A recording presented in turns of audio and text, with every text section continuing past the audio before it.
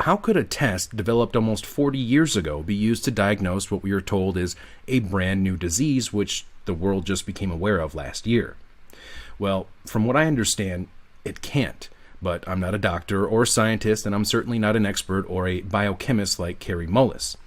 And we have seen a lot of false positives with the coronavirus testing. Many of these false positives are believed to be triggered by dead virus cells. We have seen examples of goats and fruit testing positive, which raises more questions than it answers. We have even seen a woman injured by a test after a nasal swab punctured her brain lining, causing brain fluid to leak from her nose. All of this due to a virus with a 99+% survival rate for most who get it. Why is understanding this test so important?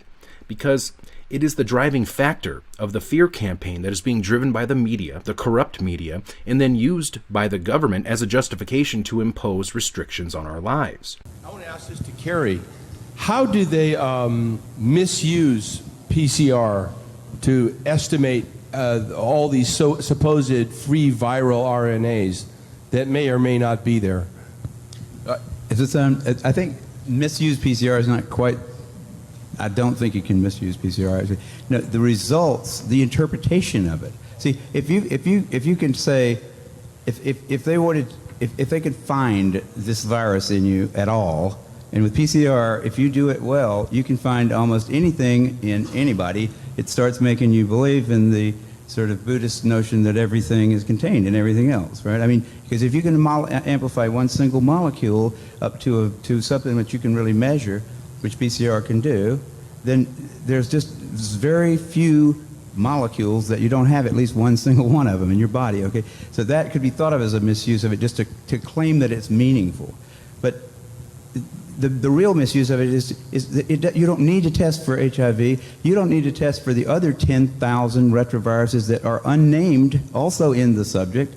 See, somebody that's got HIV generally is going to have almost anything that you can test for. To test for that one and say that has any special meaning is what I think is the problem. Not that PCR has been misused. It's like,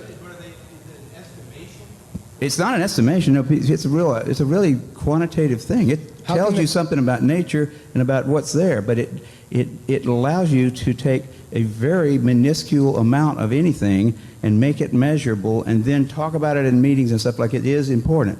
See, that's not a misuse. That's just sort of a misinterpretation. The measurement for it is not exact at all. It's not as good as our measurement for things like apples. An apple is an apple. You know, you can get something that's kind of like, if you got enough things that look kind of like an apple and you stick them all together, you might think it's an apple. But and HIV is like that. Those tests are all based on things that are invisible, and the results are inferred in a sense. PCR is separate from that. It's just a process that's used to make a whole lot of something out of something. That's what it is. But it's not. It doesn't tell you that you're sick, and it doesn't tell you that the thing you ended up with really was going to hurt you or anything like that. That's why it's not. So even if you believe in HIV, it can't tell the difference between virus particles or active live virus. I mean, there's a lot of questions